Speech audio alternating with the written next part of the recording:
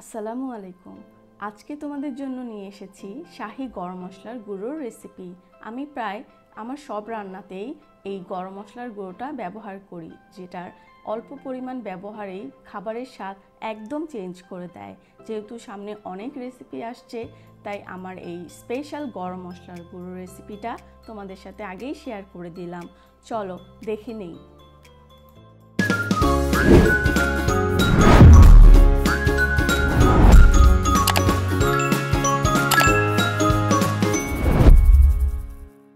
নিয়েছি এখানে 1 টেবিল চামচ সবুজ এলাচ, এখানে 25টি এলাচ আছে।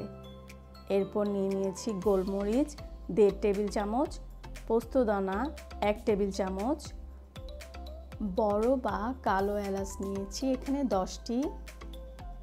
তারপর নিয়েছি 3টি তেজপাতা, 1 চা চামচ মৌরি, এখানে 7 টুকরো দারচিনি নিয়েছি, 4টি শুকনো মরিচ, লং নিয়েছি এখানে 1 চা চামচ, প্রায় 30টার মতো আছে লং এখানে। এরপর নিয়েছি 2টো স্টার আনিস। যদি তোমাদের বাসায় স্টার আনিস না থাকে সেই ক্ষেত্রে তোমরা এটাকে স্কিপ করতে পারো, তবে যেহেতু আমরা এখানে শাহি গরম মশলা বানাচ্ছি অবশ্যই স্টার আনিসটা দিলে খুবই ভালো একটা ফ্লেভার আসবে। তারপর নিয়ে নিলাম 2 টেবিল চামচ পরিমাণ জিরা, 2 টেবিল চামচ পরিমাণ ধনিয়া, একটা মিডিয়াম সাইজ জয়ফল দেখতেই পাচ্ছ, এবং নিয়েছি 4-5 টুকরো জয়ত্রী। এবার চুলায় একটি প্যান দিয়ে ভালো মতো গরম করে একদম চুলাটা কমিয়ে নিয়েছি এবং দারচিনিগুলো টুকরা করে দিয়ে দিয়েছি। আমি স্টেপ বাই স্টেপ যেগুলো দেরিতে গরম হয় সেগুলো আগে দিয়ে দিচ্ছি। এরপর দিয়ে দিলাম এলাচ এবং স্টার আনিস। স্টার আনিসকে কিন্তু তারকা মরিও বলা হয়ে থাকে। এরপর জয়ফলগুলো টুকরো করে সাথে কালো এলাচ দিয়ে ভালো মতো নেড়ে চেড়ে নিচ্ছি।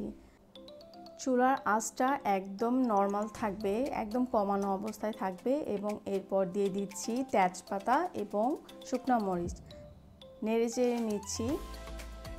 এরপর দিয়ে দিলাম লং এবং আমাদের ধনিয়া, ভালো মতো নেড়ে চেড়ে নিব।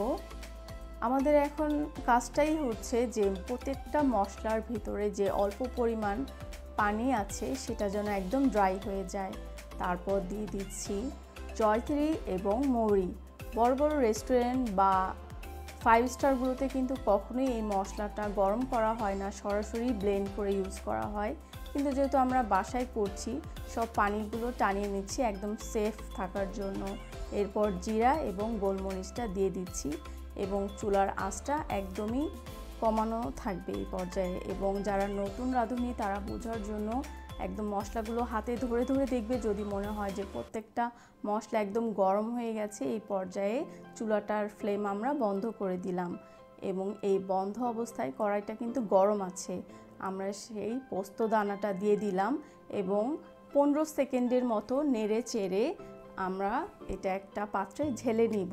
এবং যখন পুরোপুরি ঠান্ডা হয়ে যাবে তখন একটা গ্রাইন্ডারে গ্রাইন্ড করে নিব, অথবা পাটায় মিহি করে পিষে নিতে হবে, অথবা চাইলেও তোমরা এটাকে ব্লেন্ডারে ব্লেন্ড করেও নিতে পারো।